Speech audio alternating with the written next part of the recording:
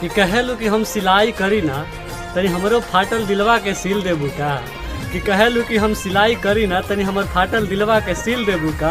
और तोहरा ढूंढे के ना पड़ी, हम अपन पता दे दे हम, कि तोहरा ढूंढे के ना पड़ी, हम अपन पता दे दे हम, आके मोला बाग में मिलबू का। मिले खातिया जइहा कि तेरे मैसेज का इंतजार करते रहना, तेरे मैसेज का इंतजार करते रहना। तेरे नाम से जब मेरी फोन की रिंग बजे तो साथ में मेरे दिल का भी जोरों से धड़कना। गुजरो जब भी तुम इन आंखों के सामने से, ये नजरें तुम पर ही आके रुक जाना।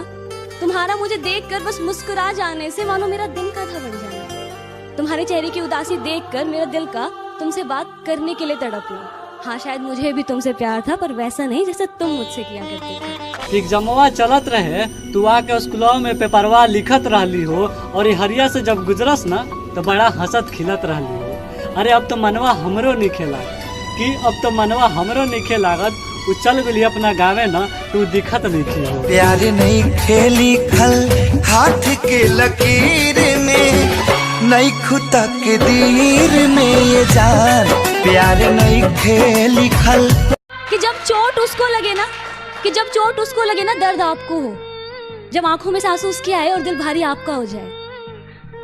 आंखों ही आंखों में इशारे हो गए, उन्होंने भी आपको देखकर मुस्कुरा दिया, प्यार हो गया। आज कुछ बात हुई, कल मुलाकात हो गई और प्यार हो गया। नहीं यार, वक्त लगता है प्यार होने में। ये 2-4 मुलाकातों में बात नहीं बनती, समय लगता है किसी को समझने में। और प्यार करना ही अपने आप में बहुत बड़ी बात है। और अगर एक तरफा हो ना तो फियर फैक्टर, खतरों के खिलाड़ी।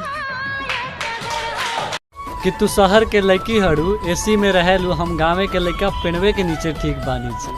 कि तू शहर के लड़की हड़ू, एसी में रहेलू, हम गाँव के लड़का पेड़वे के नीचे ठीक बानी जी। और हमरे वाली हमसे कहेली, कि हमरे वाली हमसे कहेली, ए पिया जी रौरा जैसन भी बानी ना बड़ा नीक बानी जी। ए राजा चलो ना पिपरवा के तरवा, ओही